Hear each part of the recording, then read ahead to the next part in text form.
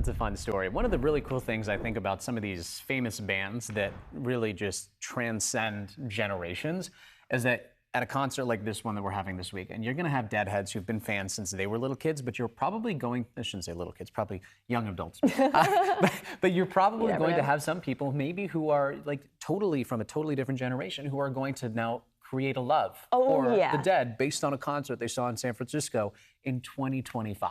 I can almost it's just such a cool thing. Guarantee there's going to be teenagers there, and then there's going to be 80-year-olds there. It is going to be so much fun. I'm so jealous of all of you who are going out there. It's going to be an amazing day to enjoy some fog and some music. Just to warn you, it's going to be foggy out there. It's going to be chilly. It's going to be what we've been seeing for the past several weeks, if not several months. In fact, it's been a well below normal summer so far all across the Bay Area. In Oakland, since June 1st, the average high temperature has been 68.2 degrees, putting you at the coldest June and July since 1974 and your 10th coldest start to summer on record. San Francisco, it's also been very chilly. Average high temperature of 63.7, putting us at our coldest first 2 months of summer since 1999, with only 2 days this season at or above 70 degrees, when normally we see about 14 or 15 at this point in the season. So we have been well below average in San Francisco, and we're likely going to stay slightly below average this afternoon as well, but we are going to be warming up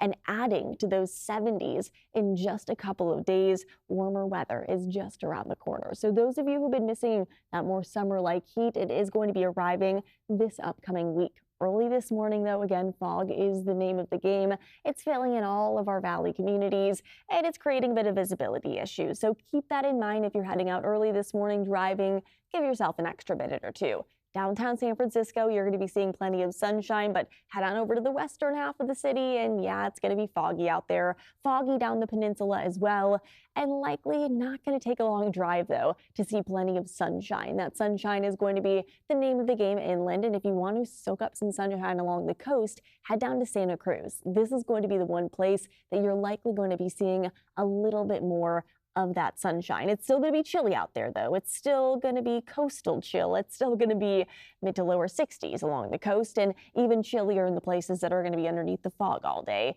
From Half Moon Bay all the way up to Point Reyes, low 60s. We'll be in the mid 70s for areas by the bay, mid to upper 70s to low 80s across our North Bay communities, and even a few low 90s sprinkled across our Inland East Bay.